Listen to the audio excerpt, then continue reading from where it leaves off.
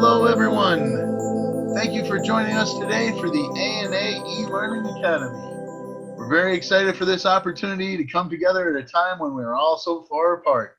I'd like to give a special thank you to our presenter, who has put in many hours to make this happen in such a short time. As you may have seen, we've added many new e-learning opportunities to our website.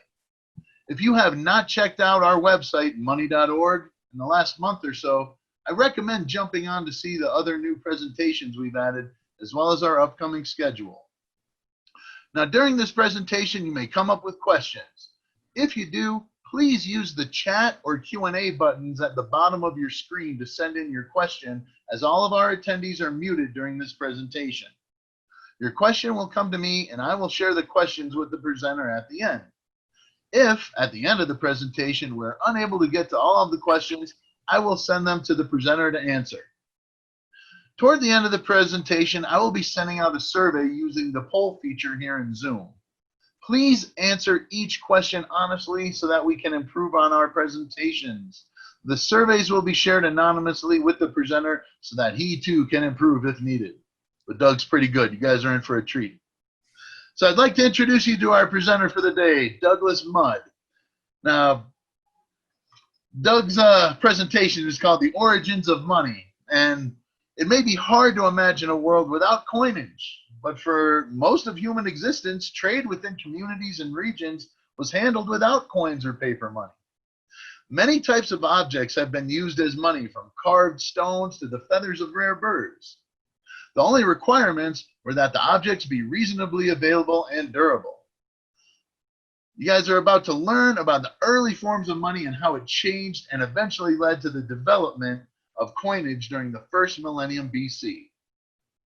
Our presenter, Douglas Mudd, is the curator of the Edward C. Rochette Money Museum and former collections manager for the National Numismatic Collection in the Smithsonian Institution's National Museum of American History. He has a master's degree in American history and is the author of the HarperCollins book, All the Money in the World. Douglas, when you're ready, take it away. Do it, Doug. Thank you, Sam. That was a great introduction. I'm really happy to be here. I think this is a great new world that we're in through unfortunate circumstances, but it has enabled us to develop new ways of reaching out to our public, in particular these e-learning opportunities. So I'm excited about it. I hope that this presentation is enjoyable for you. It's something that I've always liked to do. Talking about the origins of money is an interesting topic. As I go through this, realize that this is only an hour long. It's not going to be comprehensive and cover everything in detail, but it is a version of how money began.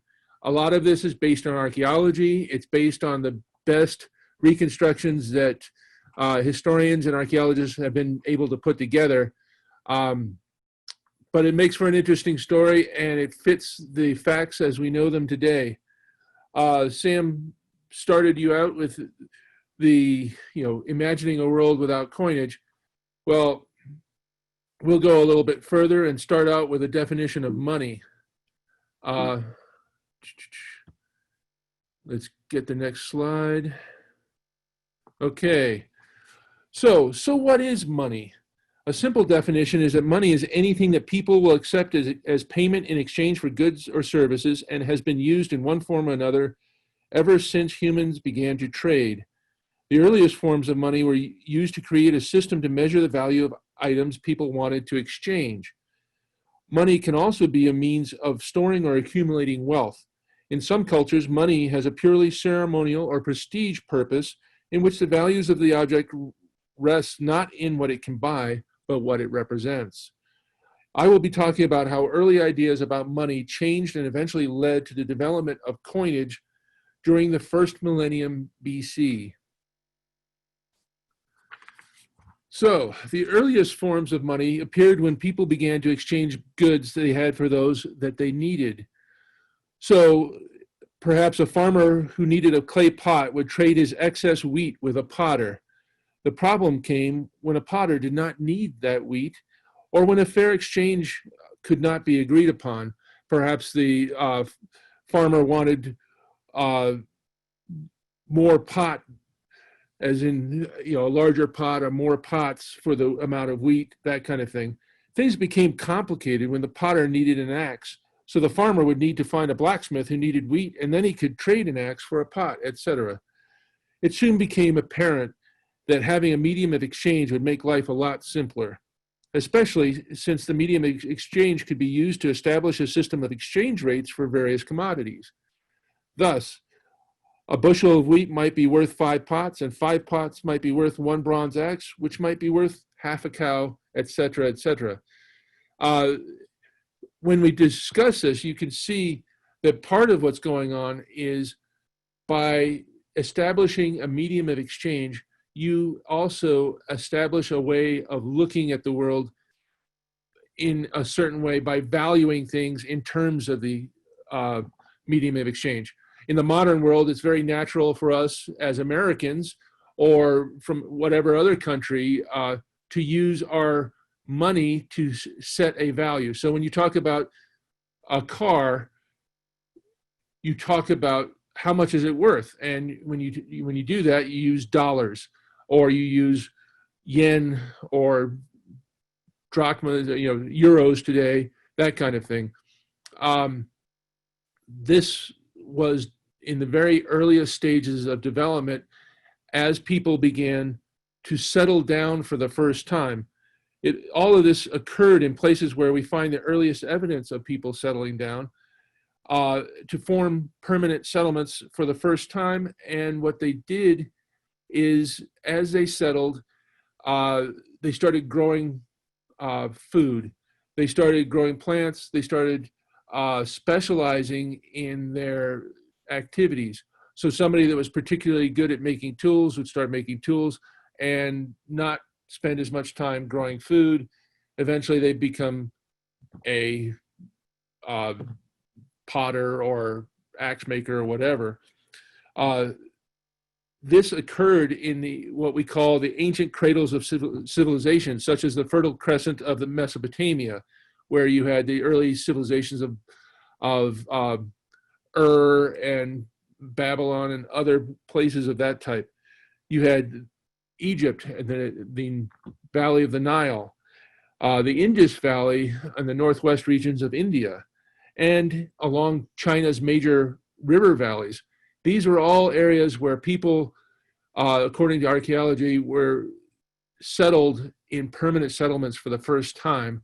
And this was naturally where trade began to develop in such a way that we could follow the story through archaeology.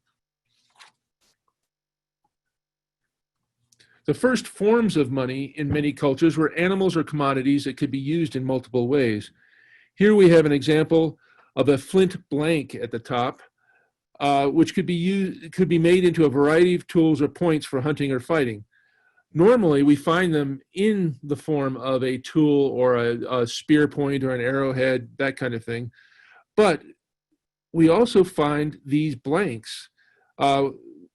And what's interesting about these is we have evidence of flint in this form being traded over vast distances from a very early period, many thousands of years ago. The fact that they are found in blank form suggests that they were one of the earliest trade commodities. Now, flint is one of those materials that we can actually trace to certain mines or certain areas.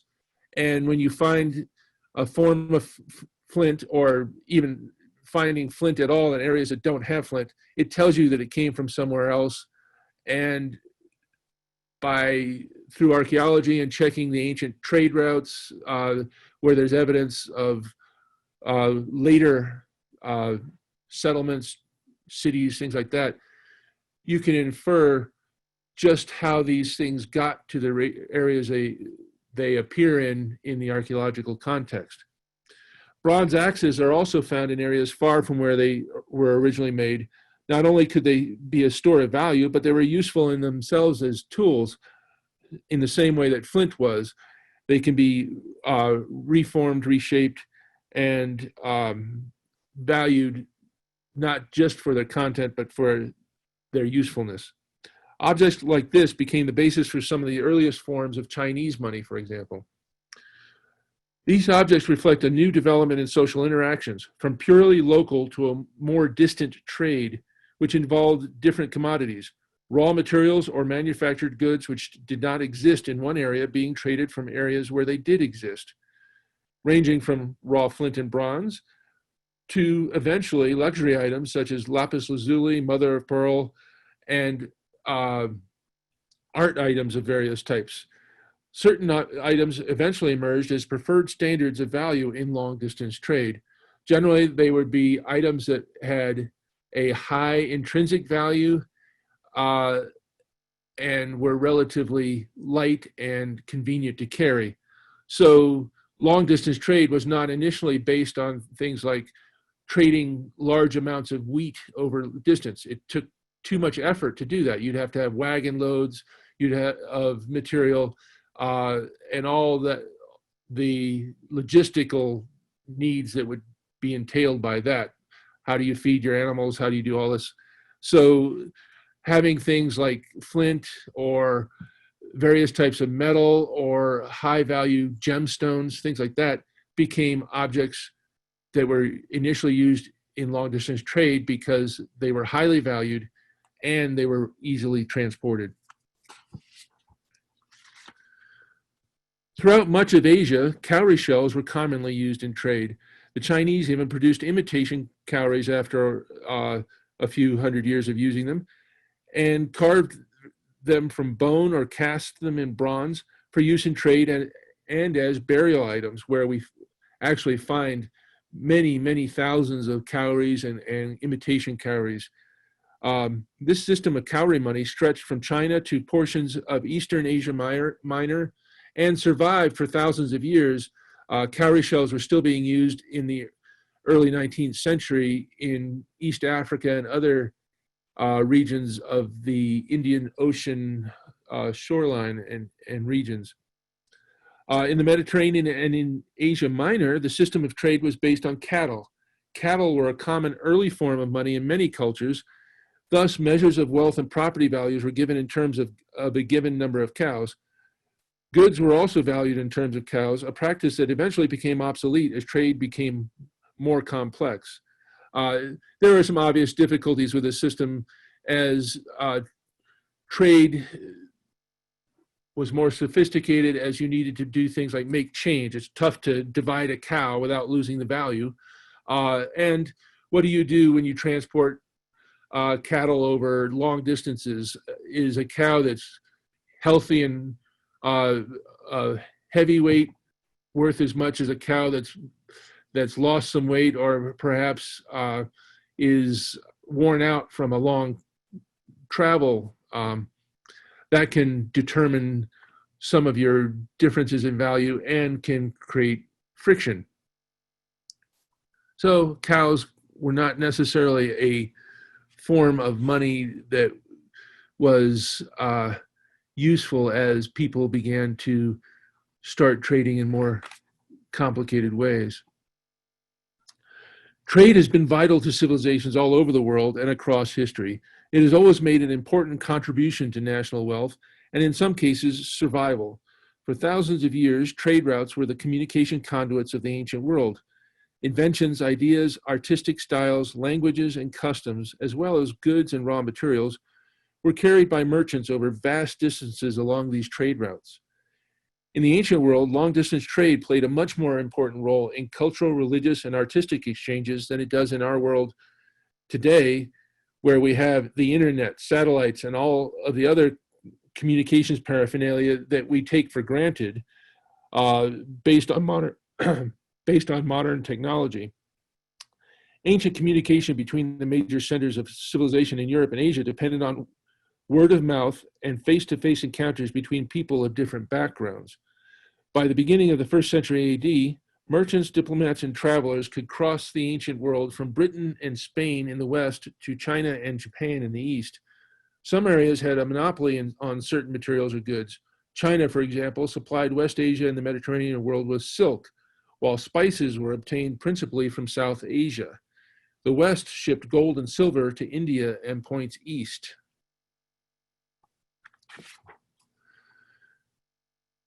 Goods were transported over vast distances, either by pack animals overland or by sea-going ships along fixed trade routes. The Silk Road and the spice and incense routes were the main arteries of contact between the East and West. The rulers of Persia, with their strategic location in the land routes across Asia, became the middlemen in the trade between Europe and China and played an important role in Indian Ocean commerce. They happened to be in a favored position located right at the juncture between Asia, Europe, and the route to Africa.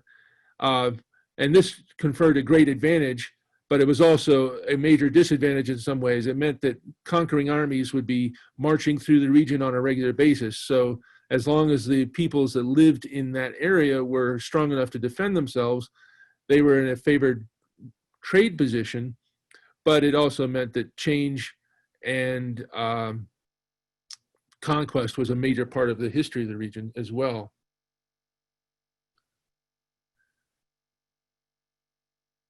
Cities along these trade routes flourished as stopping points for merchants and as international marketplaces. Some cities, such as Palmyra and Petra on the fringes of the Syrian desert, flourished mainly by supplying merchant caravans and policing the trade routes. They also became cultural and artistic centers where peoples of different ethnic and cultural backgrounds could meet and intermingle. A key precursor to the development of money as we know it was the development of a system of weights and measures. This is something that most people don't really think about, but it's absolutely critical in order to be able to use money as we know it. You have to be able to weigh and measure things accurately. As trade moved beyond the face-to-face dealings of neighbors and acquaintances, it became important to create standards for comparison of goods. Thus, systems of weight and measure came into being, but they were only useful if they were standardized. A central authority was needed to develop and monitor such systems.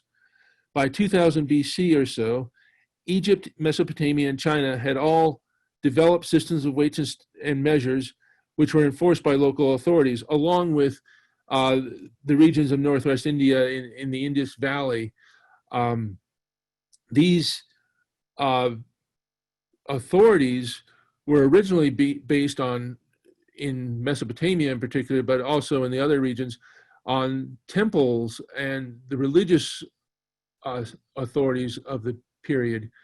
This is where political power also was generated, as most of the early kings and rulers were, their power was based on support from their local gods, tradition having, in most cases, the ruling family or the rulers being descendants of the gods or even being gods themselves.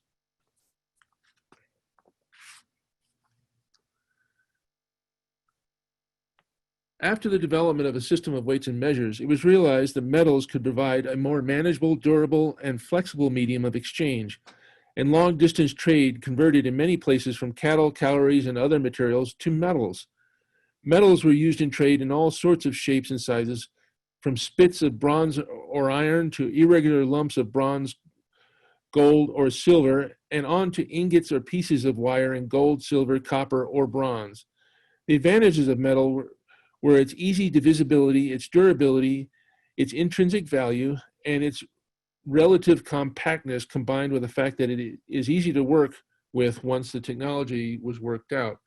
So once people discovered how to find metals, smelt them, separate them from the other materials that they are often found with in nature,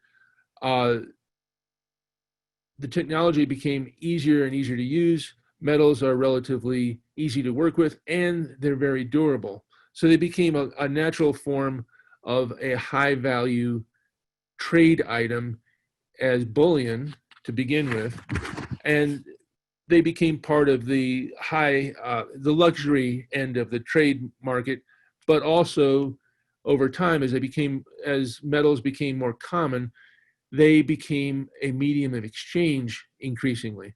So by In the second millennium BC, for example, in places like Assyria, you start to see metal bars in silver that are marked with weight and information about uh, the purity, that kind of thing, uh, almost as later in the American West or in later periods, you'd have gold bars or silver bars marked with their weight and the manufacturer and whatever the purity of the metal was. You see this happening as early as 3 to 4,000 years ago.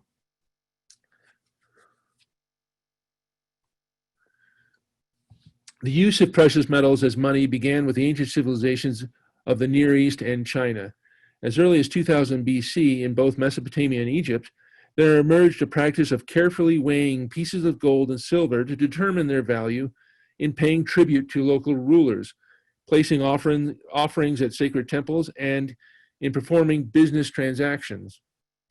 We see some examples of this in the cuneiform tablets in Mesopotamia, for example, these clay tablets that, when they were deciphered at the end of the 19th century, turned out to be, in most cases, lists and records of goods, taxes, and also business transactions, and in which certain amounts of X are traded for certain number of Y, and things of that sort.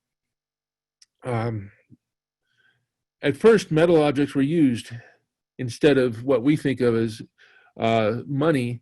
So they would use spits, cauldrons, and tripods in Greece, rough bronze ingots in Italy, or copper, silver, and gold rings in Egypt.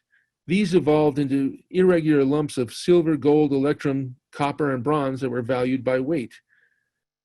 A hierarchy of value was developed for these metals as trade increased. Gold always being at the highest end for value because it's relatively more rare, and because of its own intrinsic properties of not tarnishing and being extremely malleable, usable for decoration and other things. Tripods were used at least as early as the 8th century BC by Greeks as rewards for athletic events and as gifts by warlords to their followers, as noted by Homer in the Iliad and other sources. We find early tripods throughout Greece and areas where the Greeks settled. So in the Eastern Mediterranean, along the shores, in Asia Minor, in Greece itself, along the shores of the Black Sea, and westwards into Italy and what became known as Magna Graecia, which is southern Italy and Sicily, and as far west as Spain. In particular, these tripods were left at religious sites, such as the site of Delphi, as offerings, as a form of value in the period before coins were invented. So they are found in large numbers, numbers larger than what would account for their use for cooking or other things. And they are often very ceremonial in the sense that they are highly decorated and often beautiful objects in and of themselves. Ingots such as this one were used for centuries in central and northern Italy. Many are broken into smaller pieces for use as change. You find these basically what were known as ius rude, just a basic lump of metal, commonly enough so that they're not just pieces of slag, and the fact that they are broken into roughly regular weight classes suggests strongly that they were used in trade and they were traded by weight. So an early form of money as used in Italy, metallic money.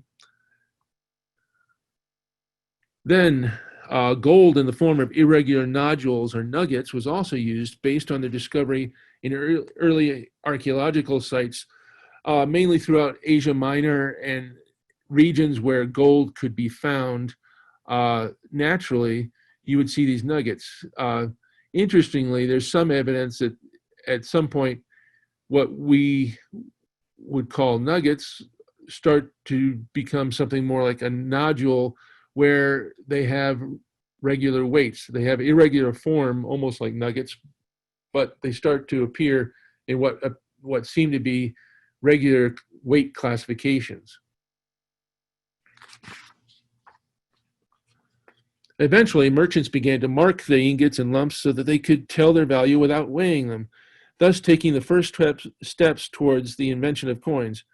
Replicas of metal tools and refined ingots and dumps of gold, along with imitation cowrie shells, were all used as money. Here's a few examples. We'll talk about them individually on the next few slides. In Italy, isignatum, such as this, began to be used in Latium and in central Italy, including Rome, during the late 4th century BC.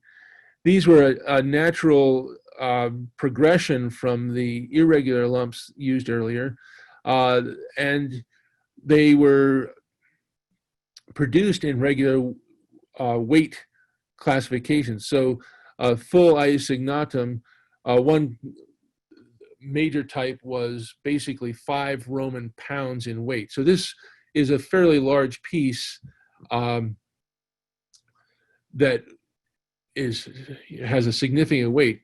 They are also found broken into pieces corresponding to regular subdivisions of the full weight, and thus we can infer that they were used in trade and were broken into small change, much as the much later 8 real pieces of Spanish America were cut into bits during the colonial period.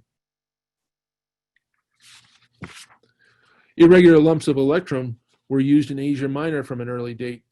Electrum is a naturally occurring alloy of gold and silver that was found in Asia Minor, much as you could find in the American West gold nuggets in the rivers. So you could, from an early period, pan for electrum, and then later they would mine for these pieces. Now, these pieces were produced in sizes corresponding to local systems of weight, and we're finding more recent research has begun to identify that the electrum in these pieces was a formed alloy. So the electrum is of irregular proportions of gold and silver. We don't know still exactly how early that started, but originally the assumption had been made that these were just lumps that had been formed from naturally occurring electrum without actually refining them into specified amounts of silver and gold. It's turning out that that is probably a simplification of a much more complicated story. The Chinese began to produce bronze tools for use as money as early as the end of the 2nd millennium BC. So in China, you see this development of these very interesting pieces of money. In this case, we have a bronze spade, and the earliest forms are large and perhaps 8 inches or 6 inches in size, and they have hollow handles as if they're copying spades fairly exactly. We see parallel developments in more modern times in places such as Africa, where you can see the development of iron spears from basically a spear used as a hunting tool into something that looks very similar to the spear, except that the metal in it has become so thin and so light that it can no longer be used as a spear, but must have been used for something else. And we know from our explorers and historians in the 19th century that these spears were actually used as a form of money. In China, the same thing happened, except during the second and first millennium BC. So you have spades in certain regions of China going from tools, which were used in exchange, but also used as tools so you could actually dig with a spade. And over time, a certain group of the tools became primarily money, and they got smaller and they became lighter in weight to the point where they could no longer be used as a tool, and at this point represented the tool because the tool was a traditional form of money and therefore people were familiar with it. They did this with knives, they did it with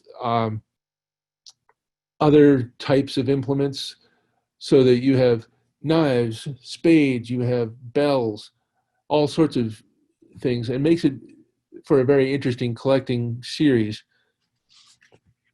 Eventually, the representation of a spade would serve as a signal that something was to be considered money as well. And you see this happening in later times. China also began to produce substitutes for the traditional cowrie money, which had been in use for many centuries.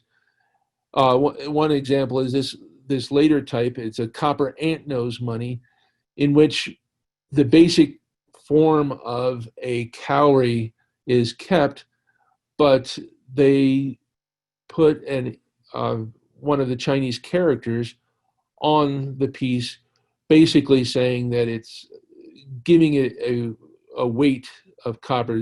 That's how the Chinese did their early denominations. They actually would put the weight along with a later on ruler name, things like that. Now, money in the form of small metal discs or metal ingots marked with information guaranteeing their value was independently invented in Asia Minor, India, and China during the first millennium BC. These objects are the first coins, i.e., they have a regular weight for each denomination, are marked for identification, and circulate at a fixed rate without the need for weighing them. The coins from each of these three areas became the major monetary traditions, Greek, Indian, and Chinese, which still influence our modern ideas of how money should look and how it should be used. One of the basic facts about money that people should understand is that it's very traditional. Money is an area where people have always been very conservative about it because they want it to be worth something. And basic proofs of this are the survival of images and shapes and names of ancient money into the modern day without, in fact, being in existence anymore. A very familiar example is the fact that the United States has never produced a penny in all of its existence as an independent country. We have always produced cents. However, the penny was a traditional term derived from English coinage and has survived as a nickname for the US cent ever since, in part because of the innate conservatism of people when it comes to discussing and thinking about their money. They want to believe it has value, and part of believing it has value is endowing a certain element of tradition to it. The great temple of Artemis, the goddess of fertility and wilderness and hunting, at Ephesus in modern Turkey has provided evidence for the earliest coins known from the ancient world. The temple was rebuilt several times over its more than 1,000 years of use, with the first temple dating back to the 8th century BC. Precious objects were dedicated to the goddess by her worshippers by burying them on the site. The objects left include bronze belts and ornaments, bear's teeth, amber imported from the Baltic, gold and ivory statuettes, and tiny Electrum coins. the most important group of early coins was found in a small undecorated pot, the preferred method of storing buried coins in the ancient world. In a time when you didn't have piggy banks, you didn't have banks, people tended to put their coins into some sort of container that was solid, that could be buried and then rediscovered at some point uh, for use.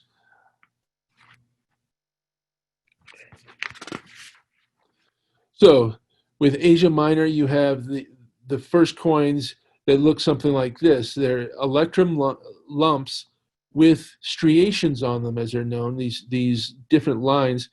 Apparently, they're created as a molten lump of metal would be poured onto an anvil, which had these marks on them, and the metal would be further pressed into it with a punch.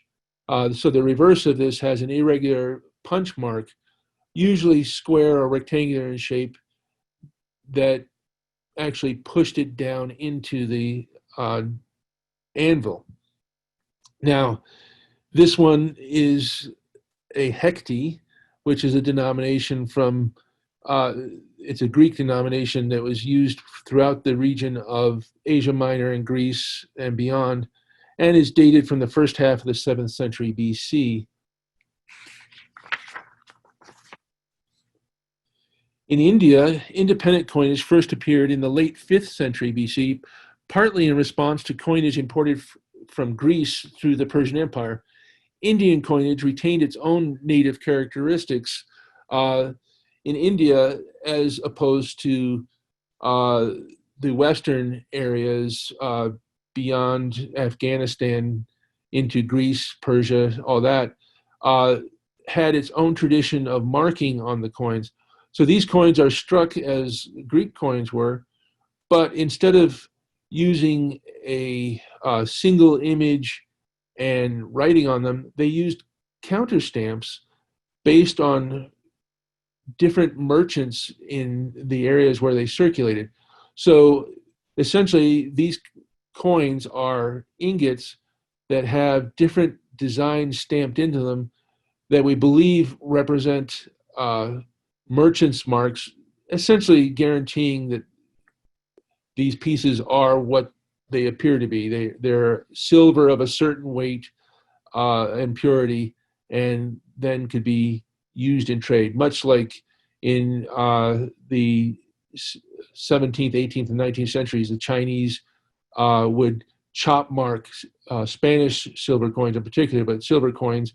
The Chinese merchants would use a chop mark to verify that they had checked the coin, that it was a good coin, and their chop mark was the understood mark for other traders and regular people, so that they knew this coin was good silver of the right weight and purity.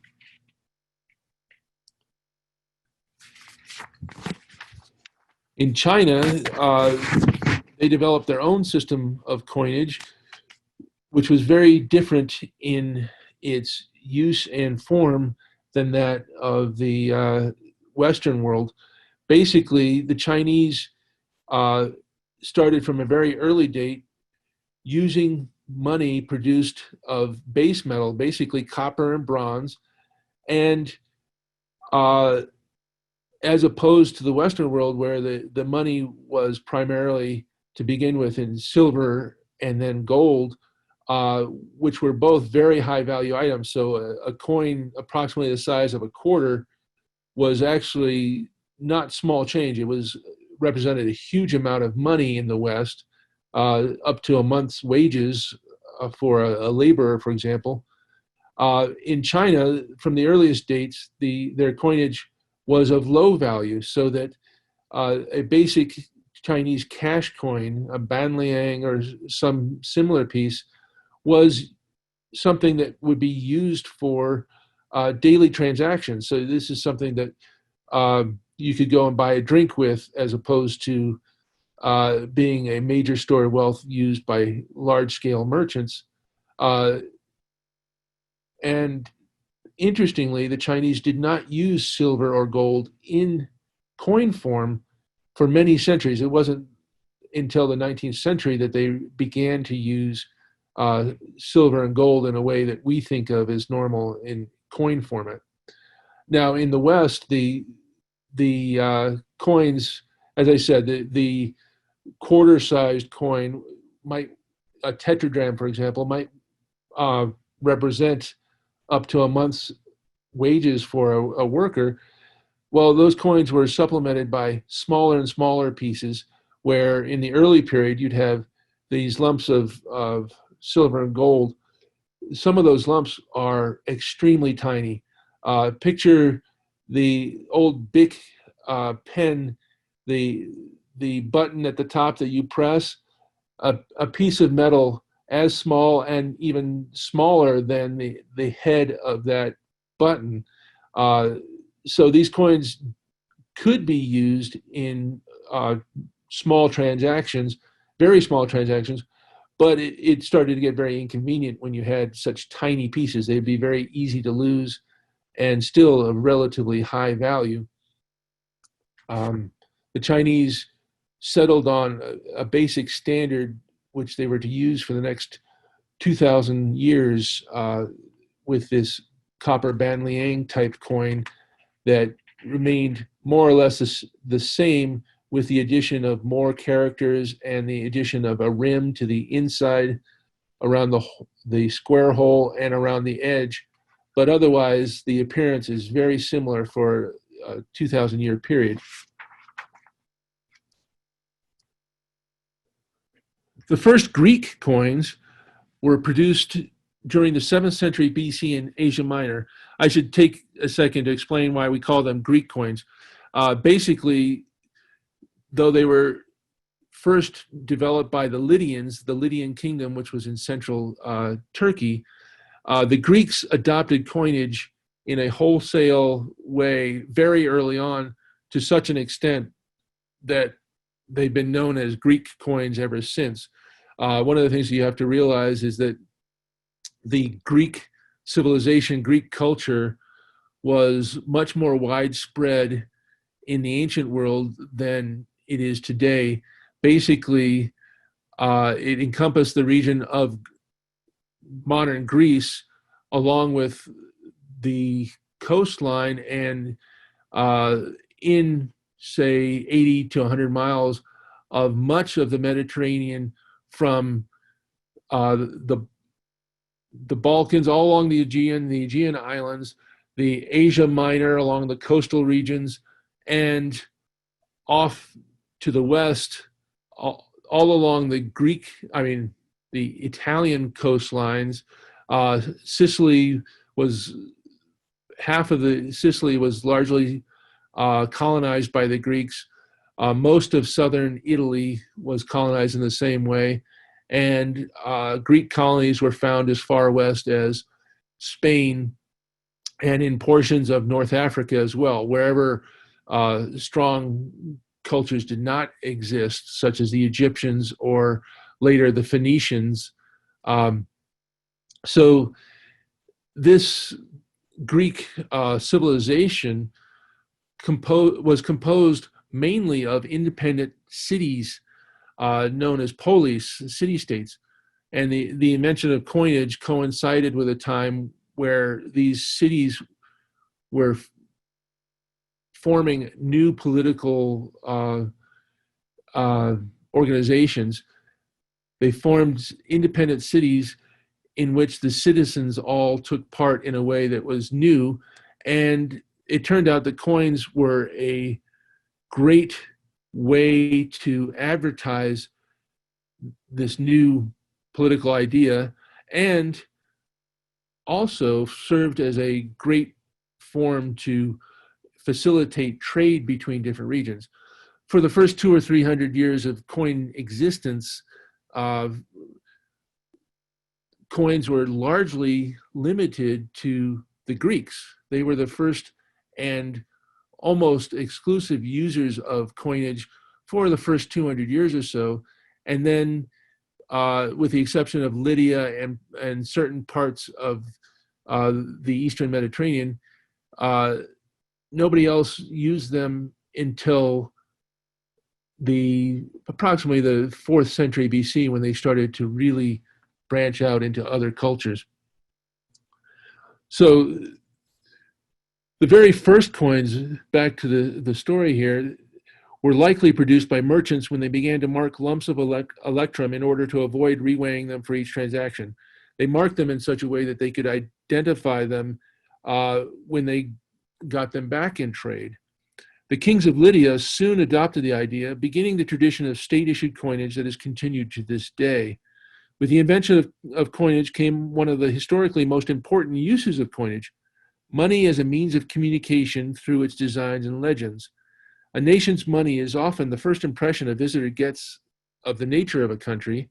As such, the designs and legends placed on money have always been considered important by the authorities responsible for their issue, making money critically important to the study of history. Because one of the things that's important about coins historically and archaeologically is that they were produced in large numbers and they are relatively durable. They last longer than most other objects, and because they're made in relatively large numbers, you find them more often. And because of their markings, because they have designs on them that identify who issued them and later words on them, they can be more closely dated than many other things, in part in the traditional archaeological way of where you find them in archaeological context, but also because they can be cross-checked with the historical record where it exists, and through knowledge of the symbols and designs used by the various cities and nations that issued them, we can also begin to date and identify where they were originally made. Now, the idea of using the legends and designs as a way of identifying the city or the state that issued them is very closely linked with the idea of that state being independent. And as such, especially before the age of the printing press, when options for disseminating information were limited, and coins became one of the very earliest forms of mass media, which is one explanation for why they spread so widely among the Greek city-states and then the rest of the world. Coins in and of themselves can be a useful tool in trade, but that's not enough to explain why they spread so quickly in such a short time, over a 200-year period, when previously the technology and the knowledge existed to produce something like coins. In fact, as I said earlier, in Assyria, they had used silver bars marked with information that approached the kinds of information that you would use to produce coinage, but nobody thought it was important enough to make that a regular system and create what later we call coins. Well, for the Greeks, what you had was a combination of a new political system along with a means to communicate that was novel. So in an age where you didn't have paper, where you had no mass communication means beyond word of mouth, carving in stone, perhaps carving in clay tablets, coins represented a quantum leap forward, especially for rulers, but also for these new city-states in Greece, where they could advertise, that they were independent, that they were important. They could advertise their beliefs. The earliest coins often showed either the badges of the ruling house in the case of Lydia, so they identified the kings that ruled a certain region, or they associated the symbols of a city. So, for example, in Athens, you'd have the Athena, the patron goddess of Athens, along with her avatar, the owl, as shown in one of the coins here, as a symbol that was readily identified by the neighbors of the Athenians as being associated with Athens. So it became a matter of pride, it became a matter of identification, and this is one reason why coins became adopted as a standard form of trade item above and beyond the fact that it's made out of metal and has a certain value. It was the communication element that made it important. So from simple tools of trade and markers of value, they developed through the invention of coinage into declarations of independence and power to more subtle messages, conveying complex political concepts. Coins and paper money later reflected the legacy left by the ancient world in a rich numismatic pageant with messages whose implications are still relevant today. So an example is for the Athenian owl. The owl was the avatar of Athena. Athena was the goddess of wisdom and the military arts, and the owl, as her avatar, was associated with wisdom, something that has continued down to the modern day. The wise old owl, even our potato chips with the wise owl. It's something that's still current today, which is a really interesting thought when you step back a little bit. So we'll talk about some of these earliest coins. The earliest known Greek coin with an inscription is this Electrum stater issued by someone named Phanes. In this case, it's written, if you read Greek, you can read this. It's written in retrograde, so it goes from right to left rather than the standard left to right. And basically, Phanios emi, essentially it's saying that Phanes made me. And we don't know who Phanes was. We know that these coins are found in Western Asia Minor. They're extremely rare, though they went from a number of, say, about 6 for many years up until recently. About 10 years ago, a horde of these were found. And they're found in different denominations. So you can find a stater. This is an example of a stater that's at the British Museum. They're also found in half stater and other denomination sizes. But a very interesting piece, and it is considered to be the earliest type which has writing on it among the Greeks.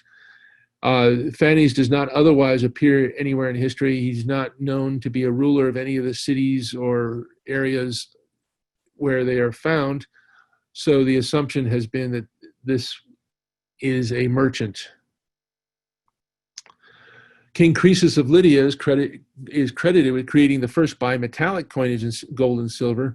Lydia, the kingdom of Lydia, since it was located in central Turkey, used Electrum coins, Electrum as the metal that was used to produce the first coins.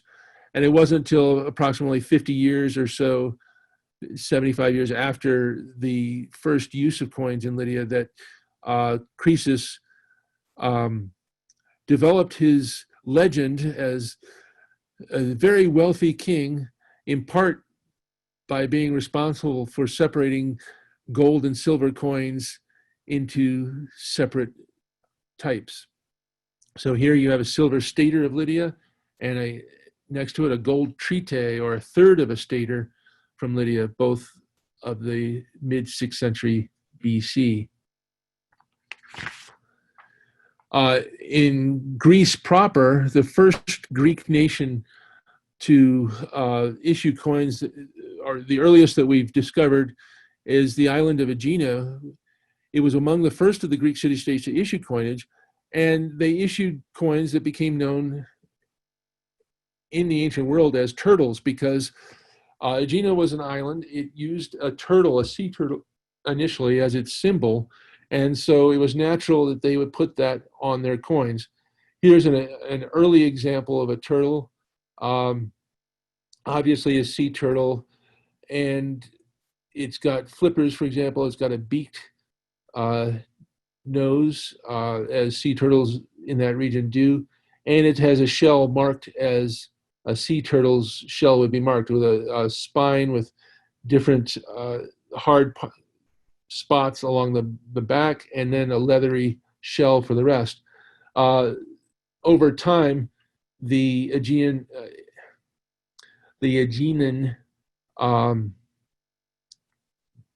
symbol modified to a land turtle. One thought is that they changed the land turtle after the Athenians destroyed their navy. Aegina had the misfortune of being located in the Gulf of Attica, right nearby to Athens. And once the Athenians developed a navy, they were able to crush the Aeginetans. And at that point, the story goes that they issued land turtles instead of sea turtles on their coins. And then you have the Athenian owl, known as an owl for its obvious relation to the owl on the reverse of the coin. These coins are interesting because they became the very first of the truly what you would call an international trade coinage.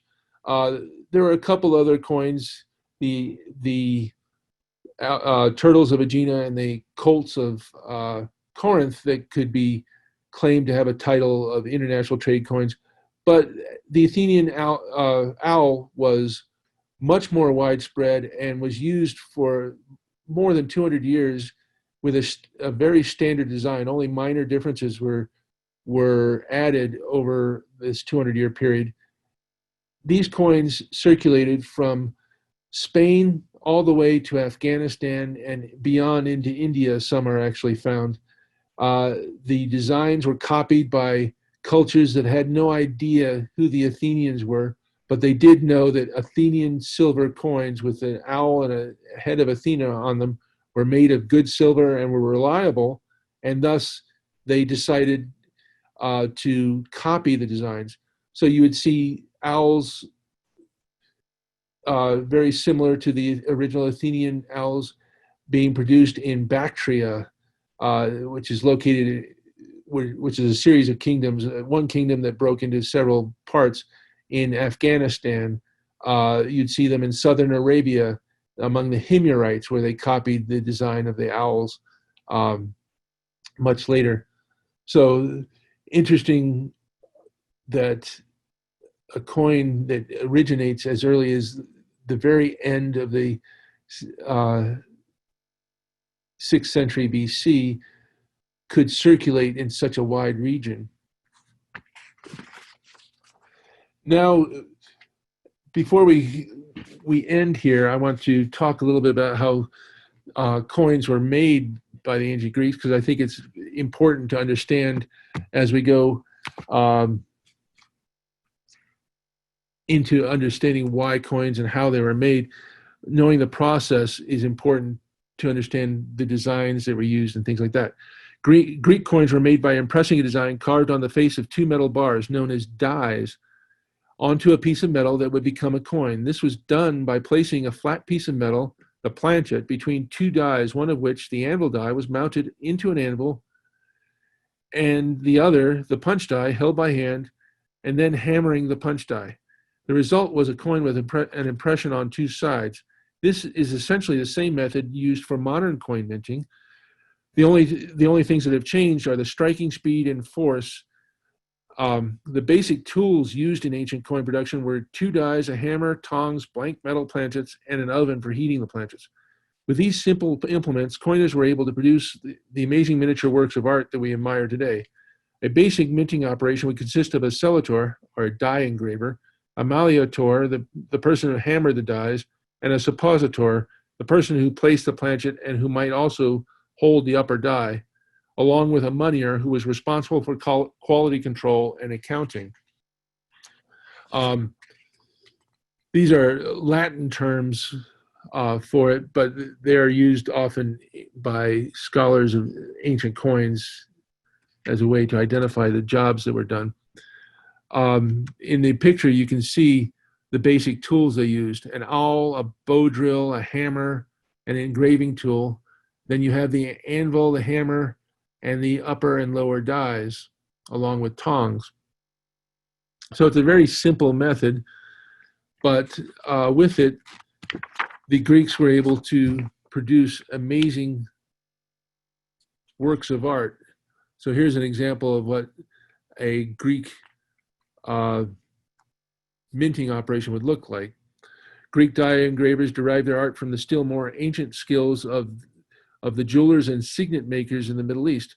What is truly amazing is the ancient engravers' ability to create dies in actual scale without modern reduction or magnification tools, and in reverse, especially considering the depth and minute detail of ancient coins. This explains the fame earned by the Greek masters and engravers of Sicily during the 5th and 4th centuries BC, when some of the all-time greatest works of numismatic art were created. And with that, we will end this discussion. Here is one of the coins that some people even today consider to be the most beautiful numismatic work of art ever produced, including the modern day. This is a decadramme. It's a decadramme of the type produced by one of the few ancient engravers that we know the names of, Ioanitos, and it was struck circa 400 BC. And this is truly a masterpiece of art. You can see it in the beauty of the forms, but also if you look at the artistry, you can see you've got 4 horses in this chariot, all in slightly different positions, all looking very active. You've got advanced techniques as far as perspective being used. The wheels of the chariot are not perfectly round. They're actually squeezed into an oval form to give you a sense of depth. There's a sense of motion through the way the charioteer is holding its whip, and the folds of the clothing. They're very, very realistic. You look at the head of Arethusa on the other side, and you can see the amazing detail of the hair, of the subtle formation of the face, so that you get a sense of depth and even texture of her face through the smoothness of her cheek, the formation of the nose, the lips, all of this, all done in a coin smaller than a $50 in size, at a time 2,400 years ago when there was no magnification. People didn't have glasses, they didn't have magnifiers. You had to do this by hand and in reverse. And then you look at the word Syracuse intertwined in the upper right-hand area of her hair. Beautifully done, creating a masterpiece that's unsurpassed to the modern day, in my opinion. Anyway, with that, I will end this talk. I hope you enjoyed it. I've certainly enjoyed speaking on this topic. It's something that I love to study deeply. And at this point, we can take questions. I think Sam has been looking at the chats, and let's see what we have. Yeah, Doug. Well, first of all, let me just say thank you so much for that presentation. I'm going to be launching a survey now, everyone. Please, before you leave the room, please help us with information with this survey. We'd really appreciate it. It'll help us all get better at what we do. All right. Yeah, Douglas, we did have some questions and some statements. Let's see. Yeah, one statement. What's also interesting is how often one sees a tripod on coinage from Greek and Roman times. Absolutely. Yeah, it's part of that whole idea of tradition. The tripod in the Greek world, and thus the Roman world, because the Romans took a lot of their ideas from the Greeks, was associated with value, with an early form of tribute of money. And so it was natural that tripods would begin to appear on coins themselves. This happened in the Chinese world as well. Nice. All right, let's see. We have someone wanted to point out that, interesting, that later studies have shown that Electrum may not be naturally occurring. This was learned at the White Gold Conference in Jerusalem. So, Yes. if you want to add anything to that. And there is naturally occurring electrum, but what's interesting is the more they looked at the electrum that has been used in coins that have been found in settings where it's being used as money, they're not naturally occurring lumps. They have regular measured amounts of silver and gold in them, and that's a breakthrough, because it was assumed for 100 years that was not the case. But modern technology and studies have shown that for the pieces that have been located in archaeological context and are associated with money, they are increasingly showing that these are engineered objects. They're alloys that were created specifically with certain amounts of silver and gold in them. Nice. Speaking of silver and gold, one question says, for the owls, the Athenian owls, were they pure silver, or were they a lesser percentage? And the same question also for Lydian gold. Well, they were never pure. In the ancient world, they were always alloyed. So the gold and the silver were alloyed with small amounts of other metals, typically copper, in order to increase their hardness a bit. Pure silver is hard to do, to create. You have to go through, for the ancient world, relatively sophisticated smelting. Not that they couldn't do it, but they kept a certain amount of copper in the silver to make the coins a little more durable. So you don't see 99% pure silver. The percentages are lower than that. I can't tell you what those percentages are. I don't know that. And the same with gold. Pure gold is extremely soft and would not hold up well in trade. And these coins did trade fairly widely. Gold as a monetary metal in the Greek world was relatively rare. It was mostly limited to Asia Minor, where gold was could be found on more regularly.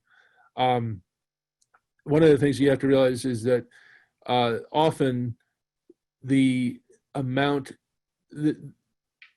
of coinage that you see in certain metals, Athens, for example, the one reason why Athenian tetradrachms became a standard world trade coin was because Athens was fortunate in having Mount Laurium within their territory. Mount Laurium was famous for the fact that it had extremely rich silver veins that, the mines there lasted for several hundred years, which contributed greatly to the fact that Athens was one of the cultural and civilization leaders of the ancient world, of the Greek world, in part because they had a lot of money that was literally found in the ground.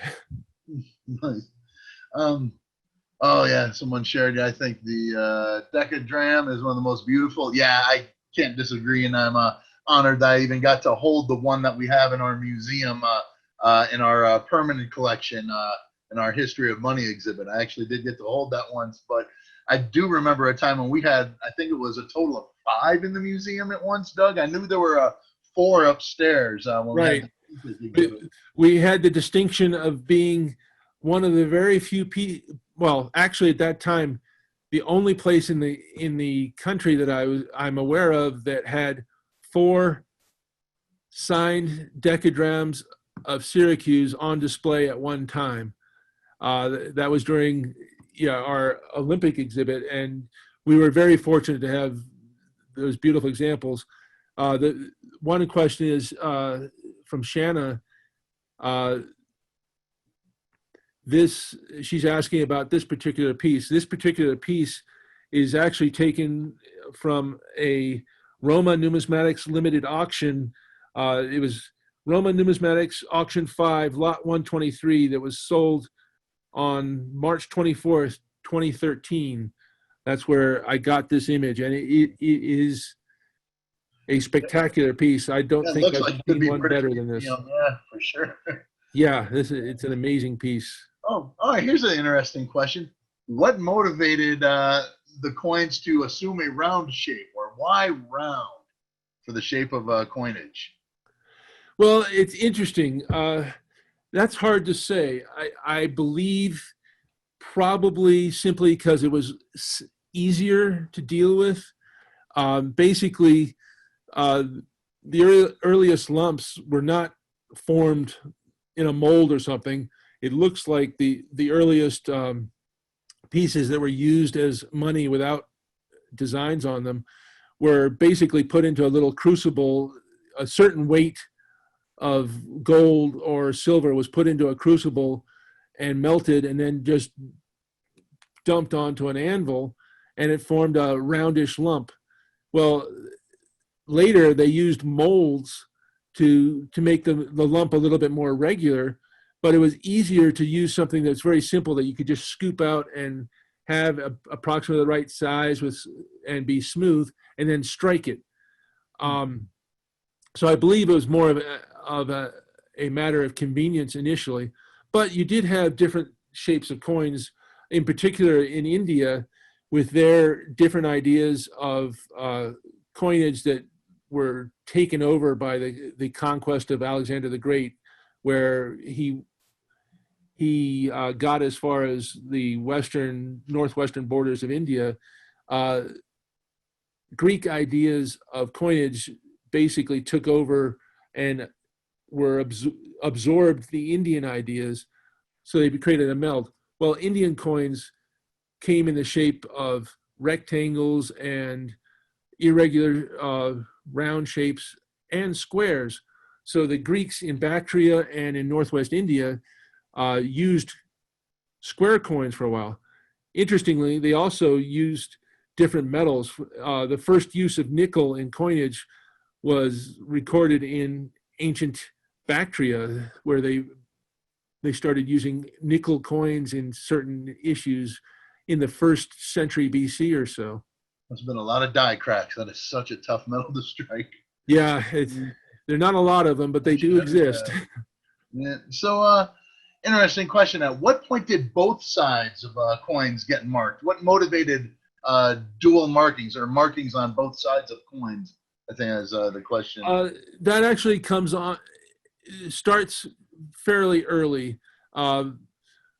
What ends up happening is the 1st century or so, say the first from about 650 or so BC, which is approximately when we think the first coins appeared, till about the mid 6th century BC, all coins were basically created using one side that had a regular design. The owl, not the owl, the turtle, for example, of Aegina, they were all one-sided coins for many years, including well past the point where most Greek coins had two sides to them. The reverse side would have a punch in it, very much like the earliest lumps of metal where there was a striation design on them. That punch would appear on the reverse. At some point during the middle of the 6th century, so about 550, 540, you start to see certain cities adding a reverse design. Some of the most famous are actually a sort of aberration. You get coins that were being produced in southern Italy, part of what was known as Magna Graecia, Greater Greece, because of the huge numbers of Greeks that settled in that region from the 8th to the 6th century BC. You have what are known as the incus coins. You had coins where you had a design on one side, and on the other side you had a design on them, so they're not like the earlier punch coins, but instead of being a raised design, as you see normally, they were done in incus, and they almost always mimicked the design on the front of the coin. These coins were issued from the period of about 530 BC up until The last of them appeared as late as the, say, 480 BC. But these coins were early examples of two-sided coins. I mean, a design on both sides rather than a punch and a design. In other parts of Asia Minor, you start seeing those designs on both sides in Greece and in Asia Minor from about the 550, 540, 530 period. All right. Oh, I love this question. This is one we usually have to tell people in the mini mint when we do live demos when we used to do that.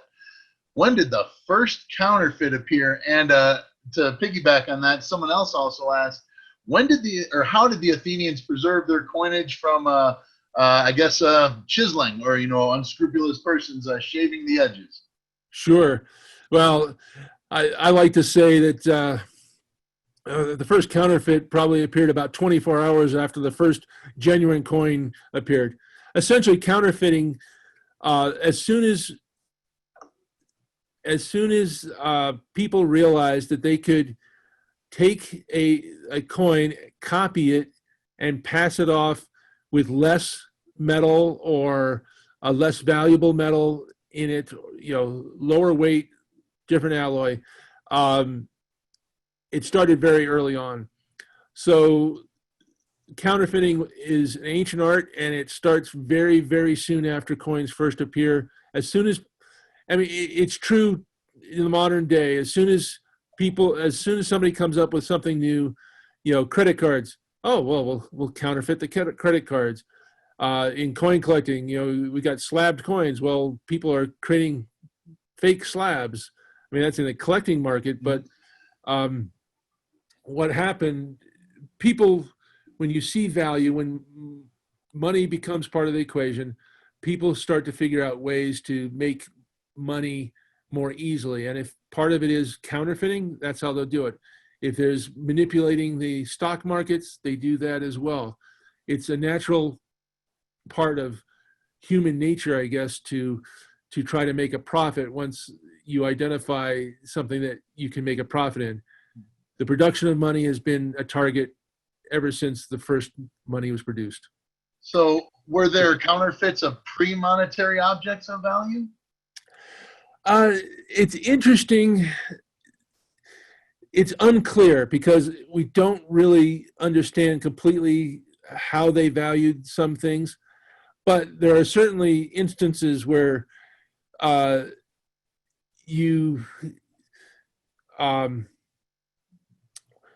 example, if you're in ancient Babylonia and your temple tax is 5 sheep for the year, what do? You take the least healthy, smallest, scrawniest sheep and use them to pay the tax. That would be a form of counterfeiting or cheating on that. With tool money, rather than have a full weight tool that's usable as a tool and also is used as money, you start to shave down on the metal. I don't need to put enough metal in there so I can actually use it as a digging tool. And that might be part of the reason why you start to see tools get smaller and thinner and have less metal in them, as people are trying to save money and make them easier to use as a form of money because of size considerations, or perhaps they're cheating. So we have one last question. If the Athenian Owl is considered the #1 international trade coin, what would you consider the second? In the ancient world, specifically, if we stick to the ancient Greeks, so before Rome, I would consider the Corinthian stater to be the second trade coin of the ancient world, mainly because it was very, very common, partly because of the number of colonies that the Corinthians formed, and each of the colonies tended to use the same design, which was a design that featured, again, the head of Athena, because Athena was associated with Corinth very closely, but they used the Pegasus on the reverse.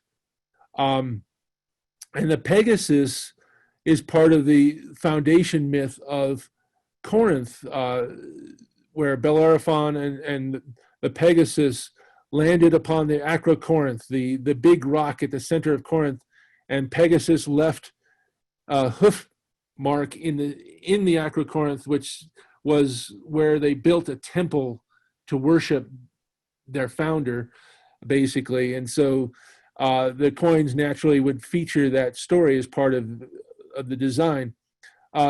So Corinthian coins basically were found in the Western Mediterranean in large numbers because the Corinthians were famous for their sailing ability. Their city is located right at the junction of the Peloponnesus and the mainland Greece.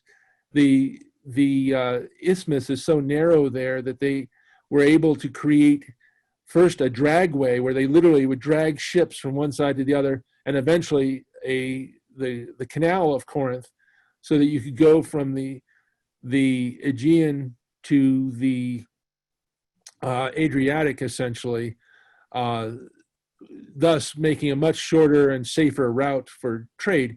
Well, their coins appear all through Italy, Sicily, and into the West, and are actually more common than Athenian owls in those regions because of their network. Yeah, Isthmus of Corinth, very historic. So, Doug, I really wanted to thank you again for your time today, folks. It looks like everyone has completed the survey. If you did need to elaborate on one of your answers or have additional comments, please email them to Brianna Victor at seminars@money.org. So, Douglas, we do have a certificate of appreciation we'll be sending to you. I'll probably give it to you next time I'm in the office there when I see you. Folks, thank you very much for joining us for this presentation today. Please join us for our next presentation. It is titled Rushing Through Panama, A Story of Numismatics on the Journey to the American Gold Rush by Jack E. Topping. And this is going on tomorrow. It's a supper time presentation. Probably around, it starts at 5:30 p.m. Mountain Daylight Time. So a little bit late start for tomorrow's presentation, but hope you can make it. Again, if you'd like to register for the next presentation or see the upcoming schedule, or even view some of the recorded ones that we've already archived, please visit our website, money.org. There's a big slider going right across the home screen. Just click where it says ANA eLearning Academy, and you'll be able to access all that information. Thanks again for joining us today. We look forward to seeing you next time at the ANA's eLearning Academy, where we'll have more money talks and, of course, more summon lectures the rest of the month. Thanks for moderating, Sam. Thanks again, Douglas. Appreciate you, buddy. Have a good one. Yep, have a good one.